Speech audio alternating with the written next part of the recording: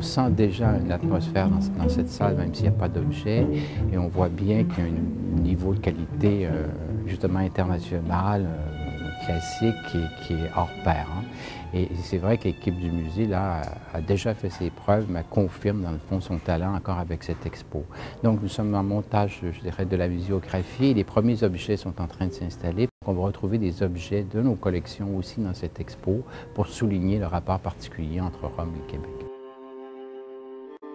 Rome a marqué profondément le Québec, a marqué parce qu'on a le droit romain, on a été formé par la culture romaine, mais aussi à cause de l'Église catholique. On est aussi une société catholique et c'est vrai que Rome, quand on entend Rome, on comprend le Vatican, bien sûr, a été marquant pour notre société. On voit bien à partir des collections, par exemple, du Musée d'Amérique française, qu'on a un lien étroit entre Rome et le Québec. Ce qui est important, dans le fond, quand on présente une expo, c'est de trouver le fil conducteur et, dans le fond, l'intérêt aussi de Rome, de le présenter d'une façon chronologique, c'était de montrer qu'une société se fait dans le temps.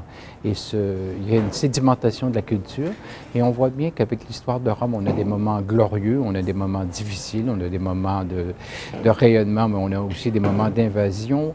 Et de le faire dans le temps était excessivement important pour montrer qu'une société, c'est dynamique, ce n'est pas arrêté, ce n'est pas figé dans le temps, que c'est excessivement complexe, ça se nourrit de plusieurs sources, mais c'est aussi que dans le temps, ça prend des colorations un peu particulières.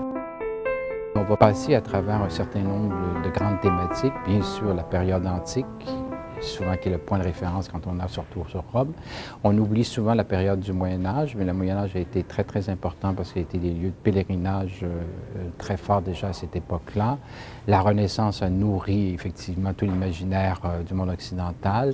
On a le monde baroque, mais aussi la modernité jusqu'en 1871. Donc on voit les grands courants qui ont traversé Rome. C'est un cas particulier. Effectivement, souvent, le Musée de la Civilisation fait ses propres productions, mais les produit totalement de A à Z. Là, on a demandé une collaboration particulière avec un commissaire extérieur, M. Gentillet, qui est un spécialiste non seulement de Rome, mais de la culture romaine en général, mais même italienne. C'est une expo difficile. Hein. C'est bien sûr 2600 ans d'histoire dans une surface relativement modeste. Donc, ça nous prenait quelqu'un qui était non seulement la connaissance, mais qui avait aussi les contacts nécessaires avec l'ensemble de ce réseau muséal-là pour pouvoir construire l'expo. Et donc, la force de ce commissaire, c'est sa connaissance profonde qu'il a de l'ensemble des collections de Rome et d'Italie en général pour pouvoir identifier ce qui est réellement porteur de sens.